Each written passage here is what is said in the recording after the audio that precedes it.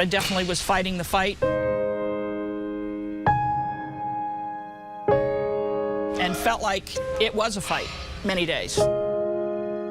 Tracy Bunge's number 24 jersey hangs retired at KU's Rock Chalk Park, overlooking a state-of-the-art facility, complete with an 11,000 square foot indoor training facility, clubhouses, and batting cages just for the softball team.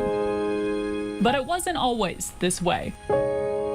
We were given one pair of shoes for the whole season to get through. We had a pair of sweats. You know, we had enough to barely get by. Bunge began her playing career at KU in 1982, the same year the NCAA started sponsoring softball. A decade removed from Title IX's passing, Bunge says things were not equal. You watch the men walk around and they've got coats and they've got, you know, travel gear and they've got this and they've got that, and we got one pair of sweats and one pair of shoes, and they didn't buy our gloves for us. They didn't buy our bats for us. Facilities were also a problem. Bunge's freshman year, they didn't have one of their own. The team played at nearby Holcomb City Park. My junior year, they built a field for us on campus, and we were so excited to have a field on campus. It didn't matter that there was a lot of problems with the field.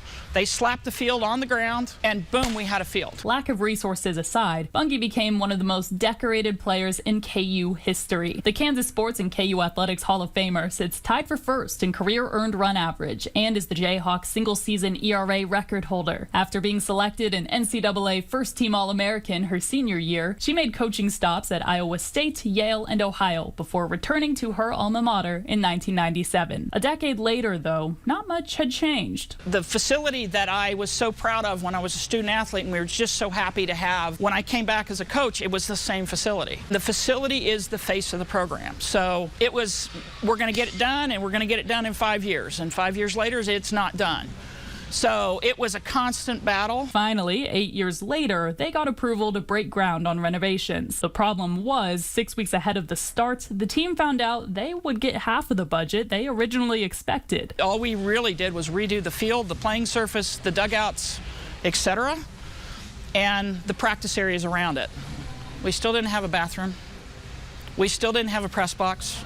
We still didn't have any of those things. When you look at it, you know, it was a, well, where's the commitment from the athletic department if that facility is what it is? She says requests to continue fundraising were shot down. Having to clear people out of porta pots so the players can go during the middle of the game, and that's where they have to run out because there's no bathroom in the dugout, got old, and it's frustrating. And but again, we did the best with what we had because that's what you had to do. The team eventually upgraded to a portable trailer. Bunge says it stayed that way until 2014.